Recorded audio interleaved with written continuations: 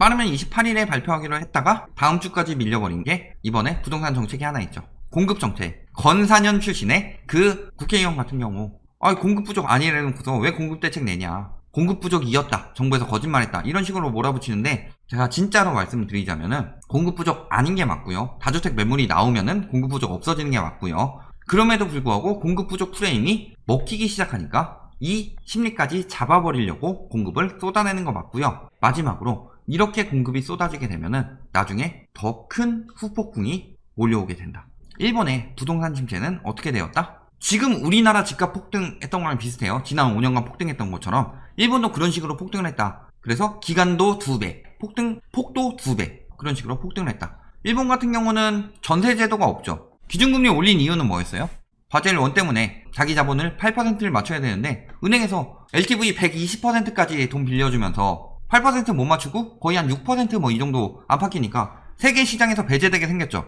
대출은 회수하고 예금을 늘려야 된다. 그러기 위해서는 가장 좋은 방법이 뭐예요? 금리 올리면은 돈 맡기는 사람들 늘어날 테고 빌린 사람들은 부담되니까 파산할 수도 있고 빨리 갚아버리려고 할 수도 있고 대출은 더 안 늘어나죠. 억제 효과가 있죠. 일본은 그렇게 됐다. 근데 우리나라 같은 경우는 금리보다 대출 규제가 더 크다. 기준금리가 떨어졌으니까 집 사는데 부담이 줄어들어서 집값이 폭등할 것이다 라는 개소리를 하는데 실거주들이 몰리면서 폭등하는 경우는 거기에 갑자기 엄청난 호재가 들어온다. 도시를 계획도시를 만든다. 그런 경우는 주변 가격에 비해서 어느 정도 폭등하는 경우는 있죠.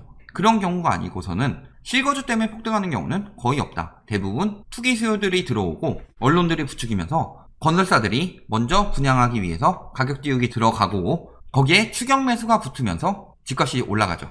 일본 같은 경우는 빌려서 투기하죠. 그렇기 때문에 금리 영향이 굉장히 크다면은 우리나라 같은 경우는 전세 여러 개 영향이 굉장히 크죠. 돈 빌려서 투기하는 거 얼마나 돼요? 돈 빌려서 투기해놓고 월세 나요?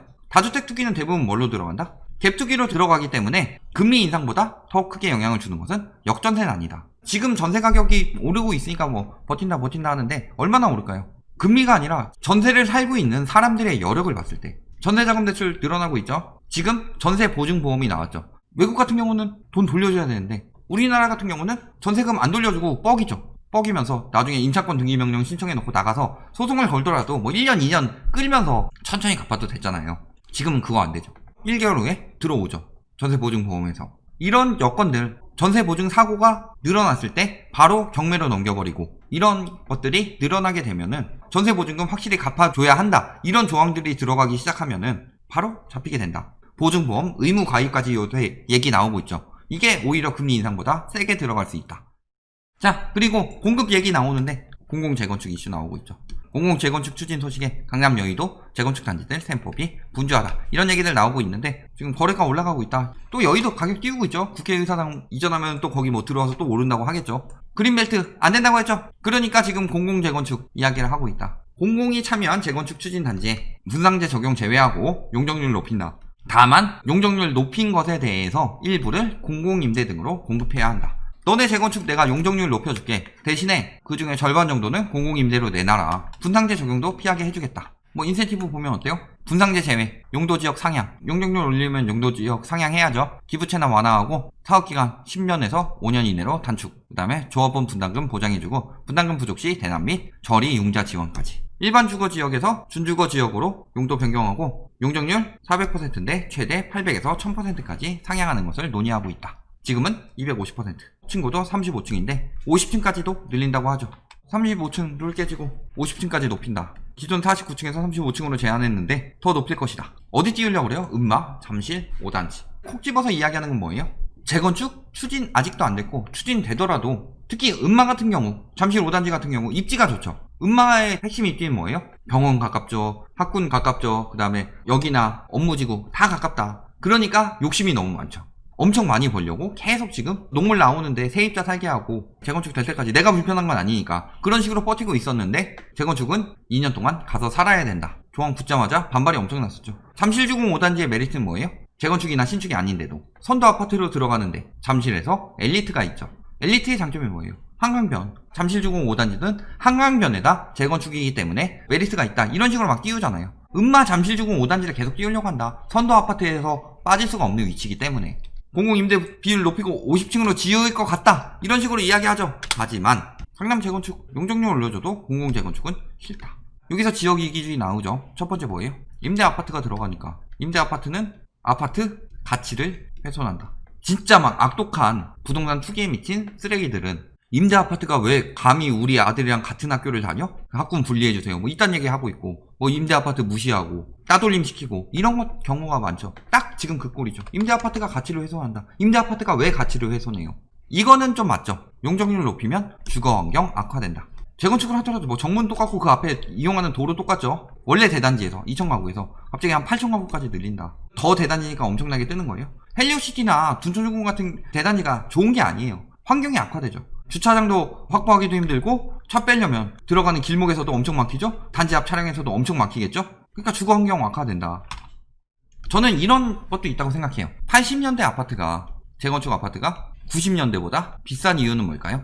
90년대 거는 재건축 아파트라고 하더라도 80년대 수준까지 막 그렇게 폭등하진 않아요. 용적률이 100%대이고 용적률이 200%대이기 때문에 현재 기준에서 300%까지 올린다고 하면은 여기서는 100%대니까 한 2배 정도로 세대수 늘릴 수 있다면은 여기서는 1.2에서 뭐 1.5배 수익성이 훨씬 떨어지죠. 근데 용적률 더 높여주니까 수익성 늘어나는 거 아니냐. 근데 이 중에서 임대 아파트 빠지죠. 그리고 다시 30년 혹은 40년 후를 생각해 봅시다. 90년대 아파트가 저렴한 이유는 용적률이 높기 때문이죠. 그때쯤에 용적률이 300에서 500%까지 풀렸다고 해봅시다. 요거 용적률 1000% 해가지고 1000%로 지었다. 공공 재건축해서 일반 재건축해서 300%까지 지었다. 얘는 500%까지 늘리면서 또 할 수 있겠죠. 근데 얘는 추진이 되겠어요? 저런 것까지도 생각해가지고 용적률 너무 높여놓으면은 나중에 감가상각 되다가 치고 오를 때가 재건축 추진 들어가기 시작할 텐데 그게 없어질 거니까 앞으로 꾸준히 감가상각밖에 없겠다. 가치는 계속 떨어질 수밖에 없겠다. 이 생각이 들 수밖에 없죠. 공공이 개입하고 임대주택이 대폭 늘어날 텐데 왜 그런 방식을 택하냐. 임대 아파트가 많이 들어오면 집값 상승이 가로막힐 우려가 있다. 이기주의죠, 이기주의. 강남은 임대 들어가면 안 돼요? 임대 아파트가 들어서면 집값 상승이 가로막힌다 뿐만 아니라 임대 놓기도 힘들죠. 본인들이 주거환경 악화 이런 영향도 당연히 있겠죠. 임대주택 늘어나고 고밀도 재건축하면 주거환경이 열악해지기 때문이다.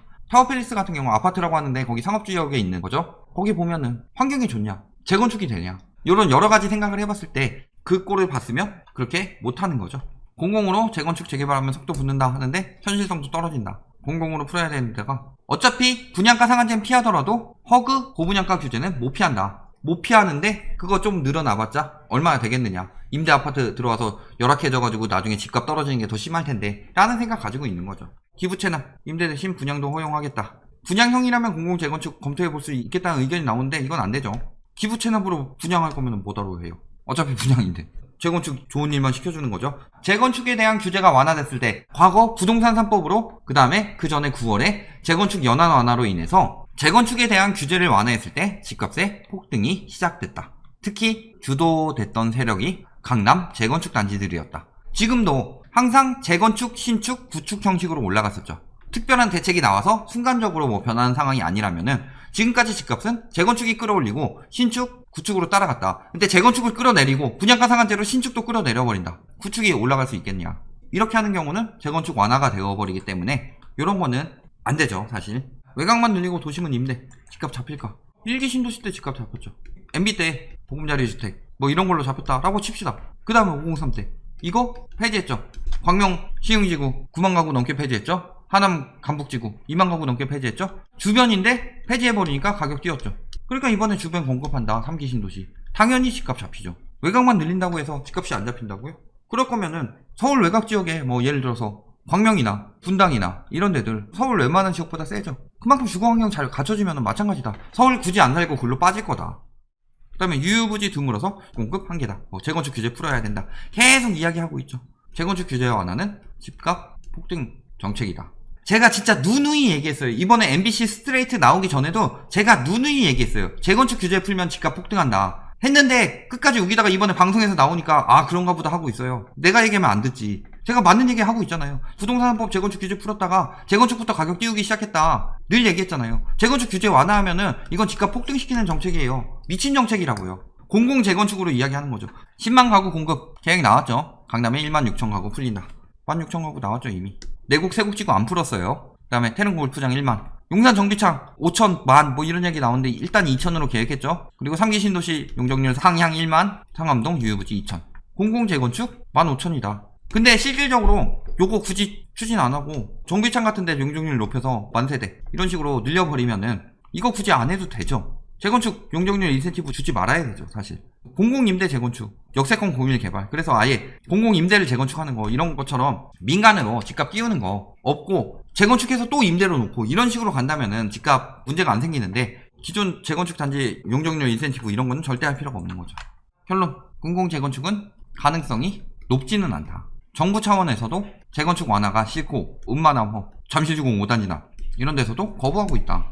공공 재건축보다는 뭐 유휴부지도 있고, 유휴부지만 해도 충분하죠. 많지 않다고 했는데 강남에만 16,000가구 나왔죠. 아직도 개발되지 않은 유휴부지도 생각보다 많다. 그 외에도 공급 적지 않죠.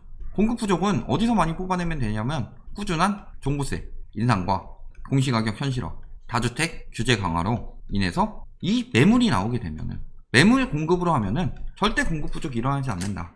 결론적으로 다음 달에 공급 대책 나오는데 어떻게 될지 모르겠지만, 실질적으로 저렇게 재건축 막 할 것처럼 기사에서 이야기하고 있죠. 그 다음에 뭐 용적률 풀어줄 것처럼 이야기하고 있죠. 근데 아직 그거 검토된 바 아니다, 확정된 거 아니다 라고 계속 기사에서 때리니까 발표했죠. 확정된 것처럼 이야기하지만 사실이 아니다 라고 발표 자료도 오늘 떴어요. 어쨌든 간에 그냥 일반적인 재건축 완화는 절대 안 된다는 거 정부도 알 테고, 얼마 전에 뭐 방송에서도 그렇게 나왔는데, 그런 우매한 짓을 했다가는 부동산 정책의 신뢰성이 떨어질 수 있으니까 그런 일은 아마 없을 것이고, 하더라도 공공 재건축으로 추진하되 임대주택을 많이 뽑고 재건축 아파트에서 얼마나 많이 나올 수 있냐라고 봤을 때, 진짜 이익이 너무 없어서 그거라도 해가지고 조금이라도 이익 봐야 되겠다 하는 그런 아파트들, 집값을 끌어가는 재건축이 아니라 진짜 노후화 돼가지고 재건축 해야지만 살 수 있는데 재건축 가격도 뜰 것 같지 않은 데들, 그런 데에서 진행할 가능성이 높다라는 점 꼭 알아두시고요. 여기까지 마무리하겠습니다.